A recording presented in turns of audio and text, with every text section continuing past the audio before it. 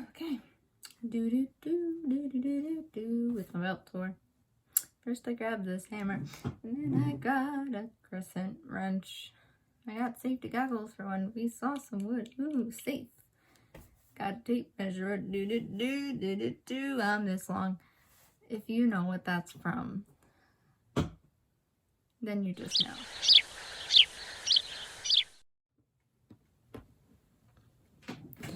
It is a truth universally acknowledged that half the world forgot it was Easter today. As a person who doesn't really celebrate Easter, that wasn't that big a problem for me. But if it was for you, I'm sorry. And I hope that your day is better. Even though this is not going up on Easter, but the day after Easter. And if you don't celebrate Easter, then cheers to you too. If you're Jewish, happy Passover. If you're Muslim, happy Monday. And if you're any other religion in the world, hi. Hope you're having a great day. So it is a truth universally acknowledged as well that I had a week off and I did nothing-ish. I did some stuff, which was mostly like small tasks that I did a lot of in a single day that really tired me out. So I didn't have the time to film a video, even though I keep saying if I get it done at the beginning of the week, I can edit all week instead of trying to do it the night before. Do I listen to myself? No. Of course. So today, we're going to continue a little series I haven't been continuing, but I think it's time for a new update. Today, I shall be reading Chapter 2 of my book series, Wicked Ways Genesis. You can find it on Wattpad. I have not been uploading, but this chapter is on there. So, fun. Yeah. Like, I'm real out of it today because I get 2 college apps back in 2 days and I'm kind of nervous. But it's okay. We're gonna vibe. I want all of you to get a nice beverage, be it hot or cold, be it, I guess, the air, because the air is technically a fluid, and just like vibe with me, you know? Just vibe with me. Okay, let's get right into the video. Chapter 2. The Downfall of Fitzwilliam Ilias Nazarian. The dungeons have always been cold. The frigid ancient gray stones turning almost black with age, almost as slowly as the Earth's tectonic plates shift. Despite its extensive period of change, the age associated with the dungeons, as well as the rest of the castle, was completely evident in this year of 1990, as the hallways got colder. The stone walls began to crack and the smell of non-existent mold began to emanate from the dingy dungeons. There was no mold in the dungeons. Aeneas would know. Ebenezer Aeneas had been working as the groundskeeper at Melodum Fici School of Sorcery and Alchemy for nearly 50 years and had checked the dungeons nearly every single day for as long as he can remember. It was almost as if his body was addicted to checking for the abhorrent, abominable, and sickening spores, as one might be addicted to caffeine. He needed to check multiple times a day for his brain to become satisfied, for him to get his fix. Despite his nasty habit, mold was not the only duty he had as groundskeeper. Aeneas not only had to clean, but keep the ghosts in check, keep the students out of the paintings, hold detentions, and confiscate pranks and other harmful objects that students attempted to sneak onto campus, much to his displeasure. To complete his task, Aeneas became a vulture, in a sense, preying on every speck of dust, dirt, grime, and mischief that dared cross his path, and mold was no exception. On this specific, rainy, misty July evening, there were no students to disturb him. There was nothing but the gentle patter of the rain, along the granite walls which Aeneas could faintly hear as it pounded against the high arched windows of Professor Nazarion's office next door. There were no students to disturb him that night, but their memories still remained to torment him, as in preparation for the three chosen potentially coming to stay early, Ebenezer was currently on a cleaning quest, an epic adventure to rid the school of last year's pranks and mischief. He began the day after school had ended, heading to the highest towers and beginning his quest downward. His goal was the surface world, rebirth, enlightenment. That freedom never seemed to come. Aeneas did not complete his task alone. He, as well as multiple aides, worked together, scrubbing, scraping, buffering, sterilizing, all without the use of magic. After an entire month of surveying the towers and the classrooms and the greenhouses and the observatory and the mess hall and the bathrooms and the library and the commons, Ebenezer finally found himself facing the expanse of the dungeons to inspect the potions, alchemy, and protections classrooms, as well as the dueling hall, not to mention Professor Nazarion's office and supply closet, both of which were kept to a high standard of cleanliness and organization. At the hour of 5 o'clock, Ebenezer found himself scraping the remains of an immortality potion from off the walls of the alchemy classroom. With the rain in his ears alongside the song that had been stuck in his head for nearly the past 2 years, Aeneas had been struggling to scrape the spongy mass from off the walls for over an hour before he was interrupted by 3 gentle knocks upon the door. As his focus breaks, Aeneas places down his bucket and chisel on the flagstone floors before shuffling towards the door, dragging his left leg behind him as he does. Ebenezer opens the door to reveal the polite, tall form of Heromedes Laufeyson, the headmaster of Maladin Fishy School, whose eyes were light, but whose lids were heavy. Perhaps due to anxiety, perhaps due to tiredness.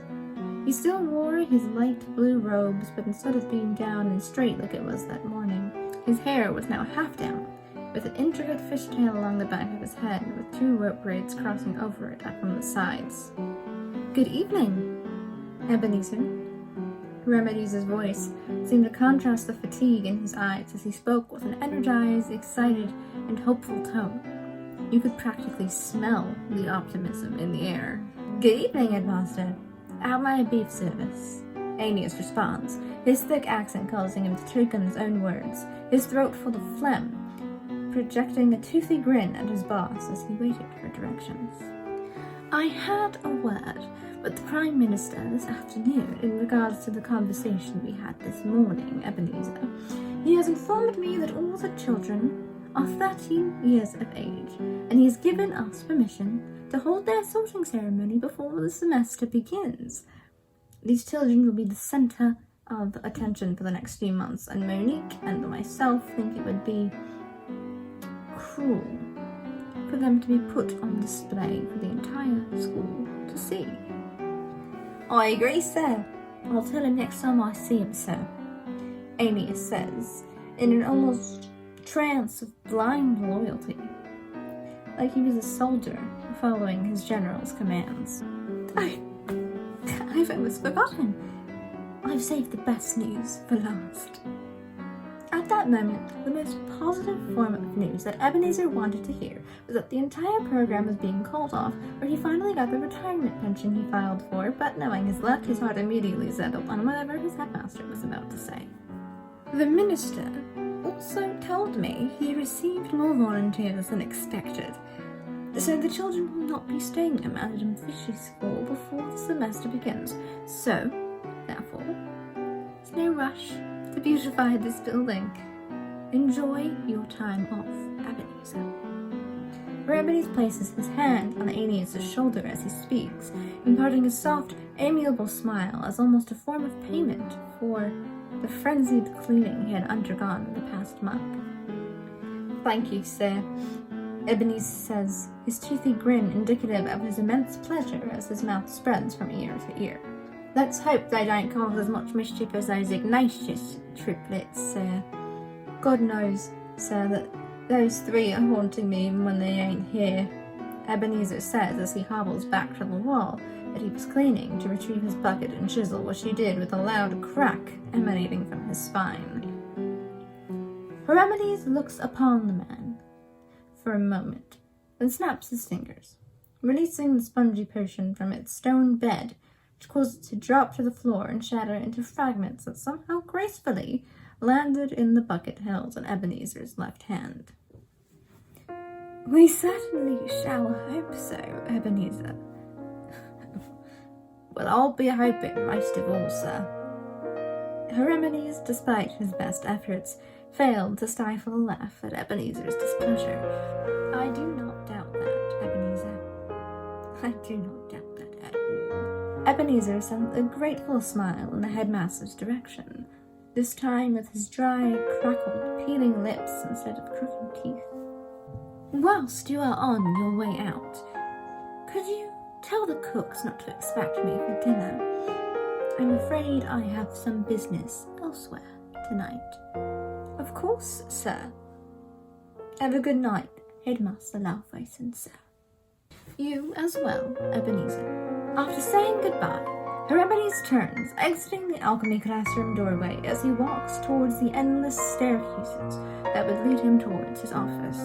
Exhausted from the tedious endeavors of his day, Hermides slowly and gracefully ascended the marble staircases, emerging from the dark depths of the dungeon to the clear, crystalline corridor, which was covered in stained glass windows that detailed epic scenes from Renvalerian history that all warped the light in the room to make them seem alive in the glimmering sun rays. One set of windows in the atrium before the hallway detailed the life of an ancient elven lady with fiery red hair, littered with elvish braids and dwarvish clips, and the most piercing purple eyes ever detailed in writing. The set of four began with the woman in silver armor, holding her noble sword, Libra Tandor, in her eyes as she stands on a marble step. The foe before her took the form of the mighty dragon, Zimorinth, the destroyer of life, an annihilator dragon from the south that had attempted to attack the elvish city of Ethir over 4,000 years ago. The plaque beneath it read, "The Dragon Slayer." The second window in the set showed the same elf staring into the eyes of a dwarvish man with long brown hair laden with braids and silver beads, with deep brown eyes, and who wore a traveler's tunic and a fur-lined cape. The two figures were holding hands, with a single marriage braid and corresponding beads gracing the left sides of their heads, which were topped with crowns.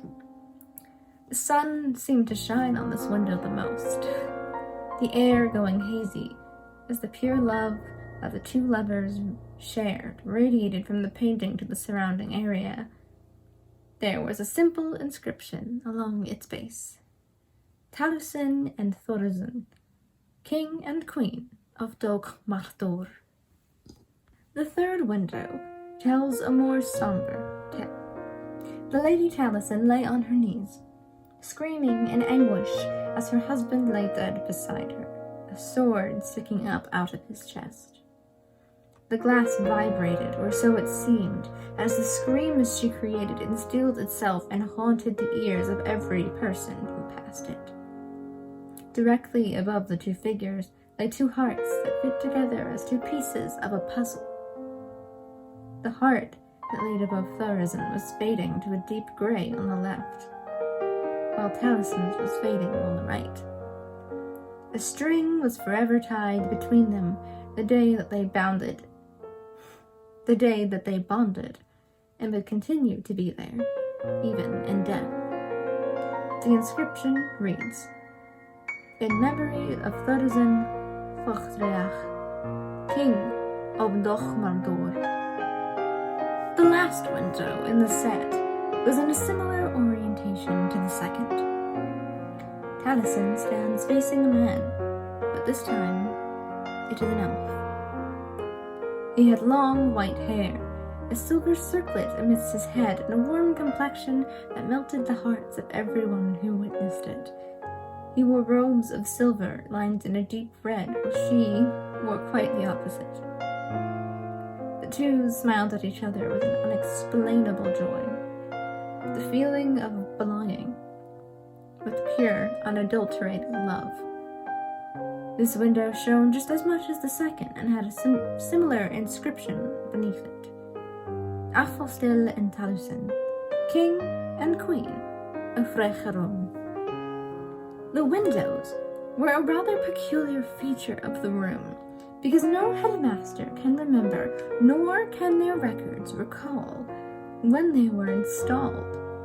Legend has it that the windows have been there ever since the school was built, about 4,000 years prior, and were filled with pictures as Talison's life unfolded. Whatever the origins of the windows were, they have stood the test of time. There was no fading of colors or indents on them, even as the walls around them buckled and cracked. As Heremides looked about the room, a task he wished he did more often, his eyes wandered up to the cherubim that rested along the molding of the room, and framed the twinkling light mirage that Heremides casted upon the ceiling himself nearly 100 years prior. The legend of the cherubim states that they were the spirits of children who died before maturity, specifically babies murdered or who died of plague. Sometimes, depending on the day, you could hear giggles from the ceiling as the cherubim came to life. Despite his fixation on the children, the feet of Heremides began to lead him down the hall to the gilded double doors of his office.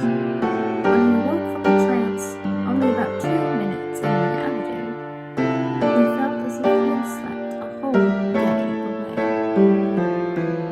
He gently grabs his robes, pulling them up slightly to ascend the spiral staircase that led Heremides to his own personal hall.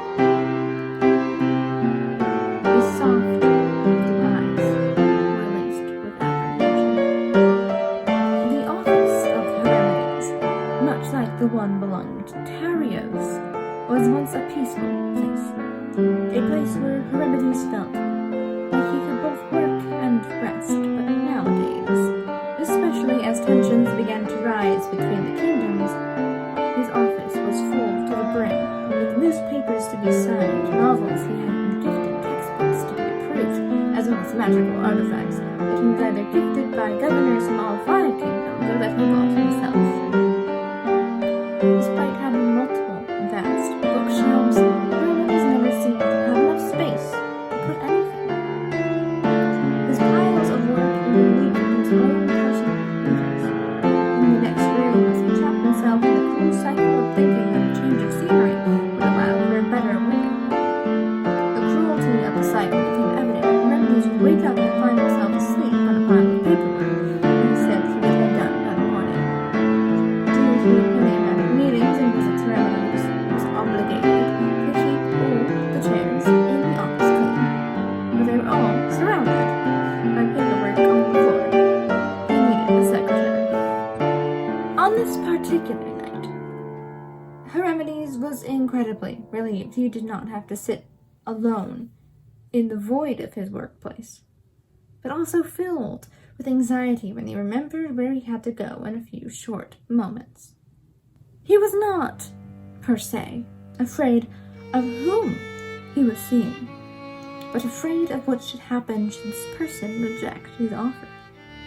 Monique had offered to go with him on this visit, but Heremides believed, as it was a more personal matter, that he should go it alone.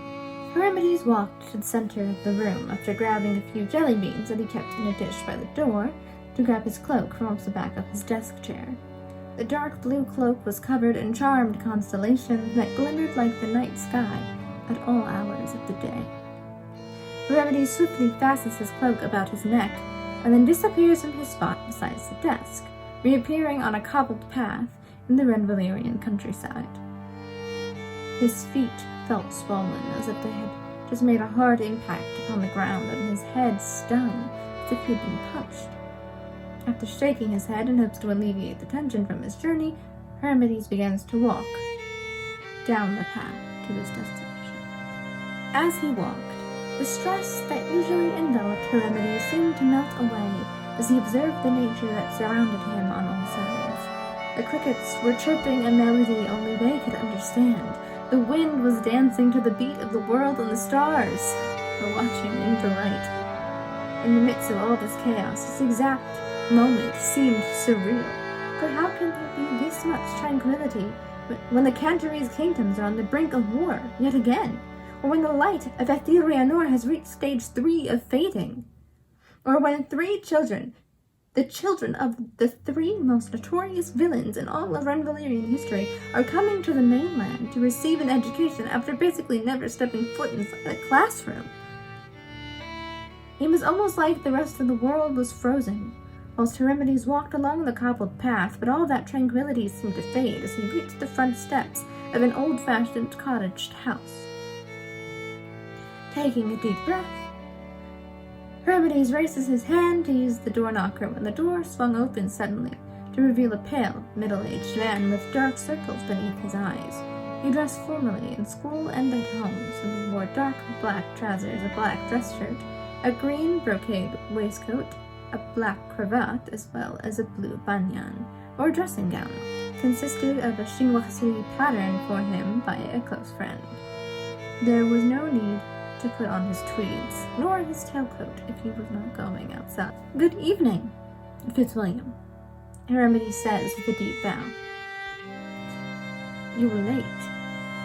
Fitzwilliam's voice was deep and gruff, as if he were an avid smoker. In reality, he despised the act, for it reminded him too much of his father. "I was held back at the Parliament session. I'm afraid the Prime Minister wished to speak with me after his questioning. I am sorry for my tardiness, Fitzwilliam." Hermione gives his acquaintance a soft smile, knowing very well that he wasn't upset with him. He hardly ever was. "You are forgiven.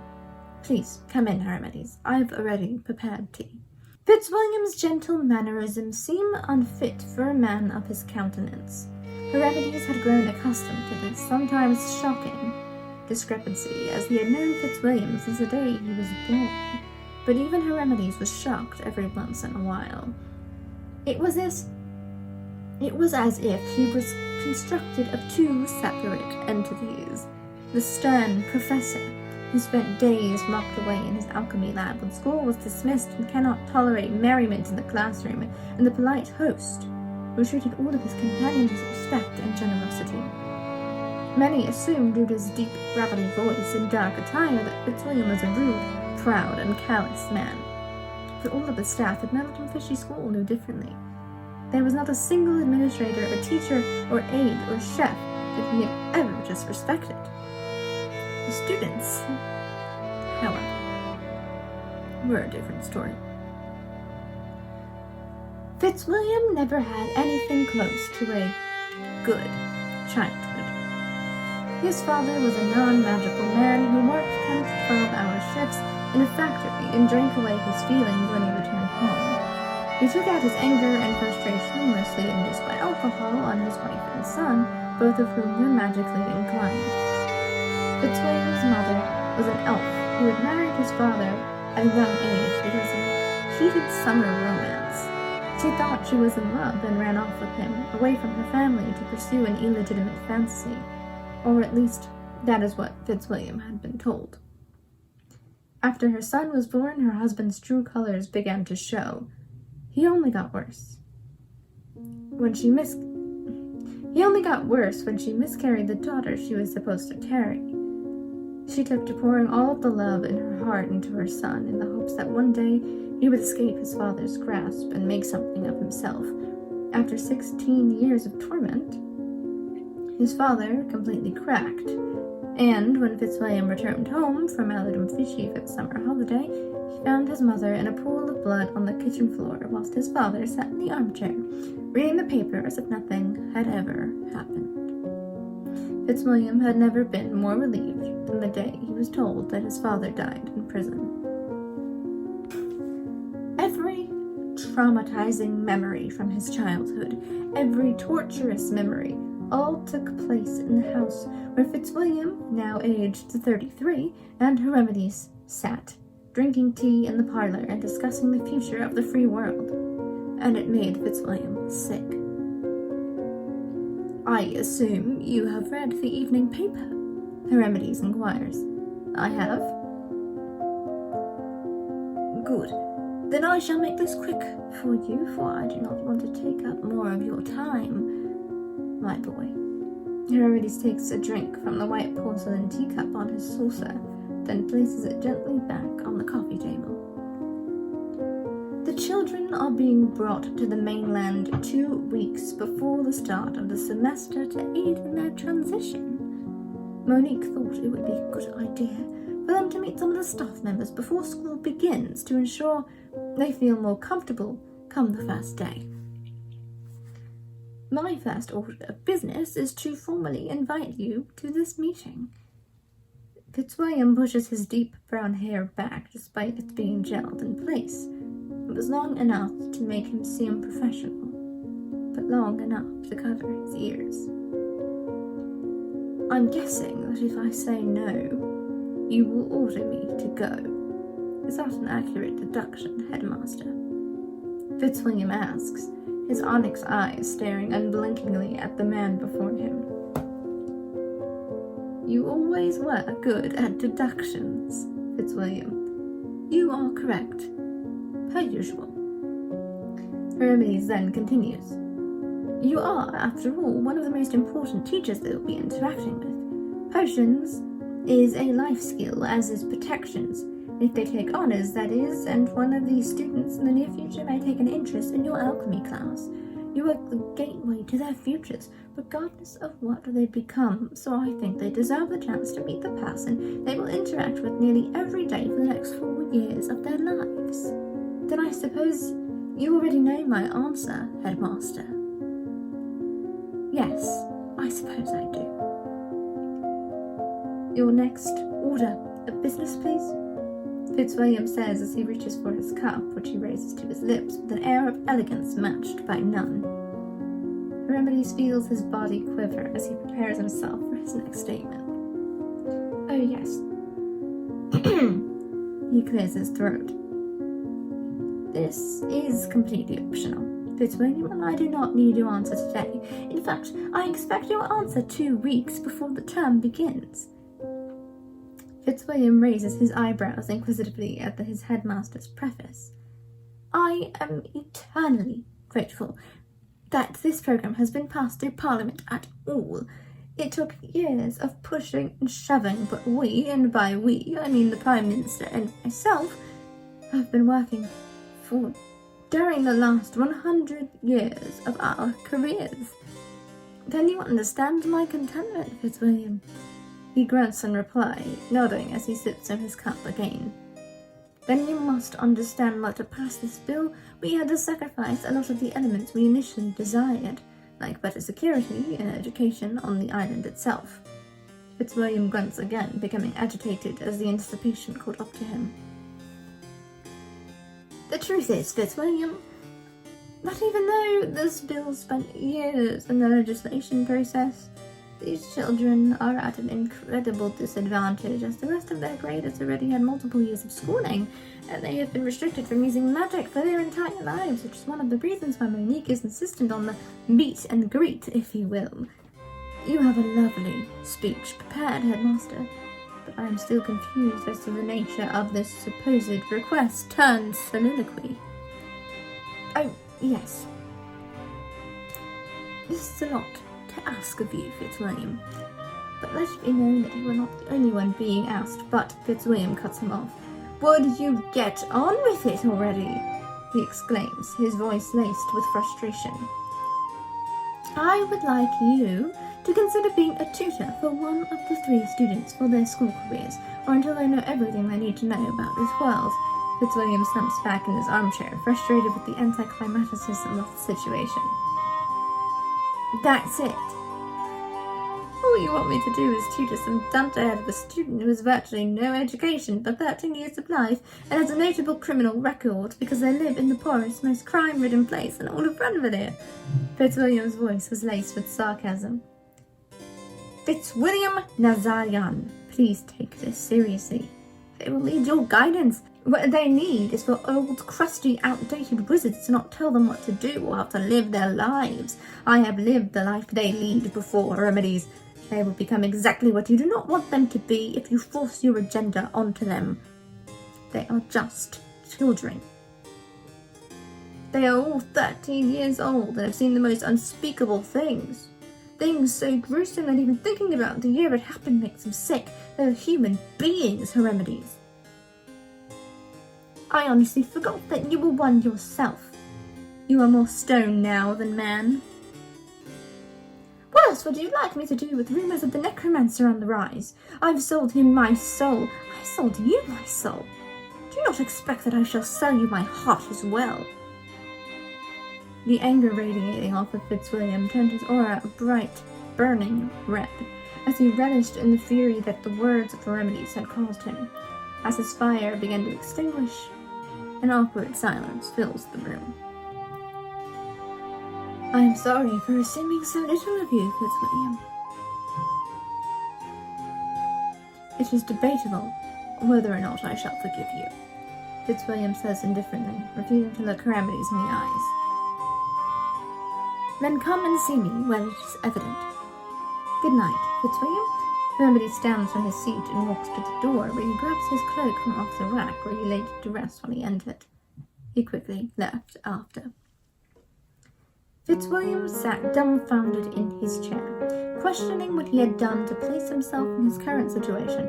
As his thoughts wandered, they fell upon the three chosen, as did his eyes for the evening release of the Renvilier Herald had lain beneath his cup of tea on the coffee table. He stares into the paper eyes of one of them, as if he were looking for an old friend. The worst of the worst. We'll see about that. Thank you all for watching. I really hope you enjoyed this. Chapter 3 shall be coming soon, probably within the next month. But yeah. If you like this video, hit the like button. Subscribe to my channel, hit that bell notification so you get notified of all my future uploads. Oh my god. Yeah. You can check out all my other series in the meantime. We have the Ultimate Sewing Machine, but there's actually a sewing machine, but there actually is a sewing machine. It's just in the other room and I'm too lazy to get it, so I am the sewing machine. And then there's Fashion Adventures of Oz, and there's the Painting My Wall series, which is obviously complete, but it's fun to watch me go insane. Yeah, I hope you enjoyed this, and I hope you like the new editing style. I'm trying to put effort into this one, because I know the last one was a little bit bland. I'm trying. If you have any suggestions for things that you think could potentially be cool editing-wise, then you should also tell me in the comments, because, like, why not? Okay, this is a goodbye from Renvilier. I hope all of you have a lovely Monday, and I will see you next week. Bye.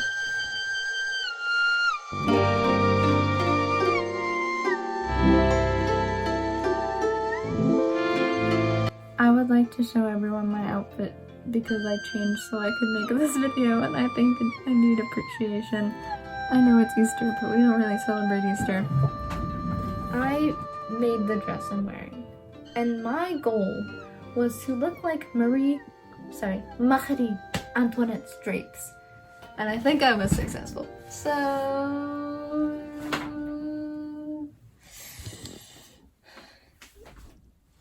yeah, I have no idea what I'm doing. I'm losing my mind. Oh my god. And now there's a lens flare. I'm just gonna go down here. Good. Bye.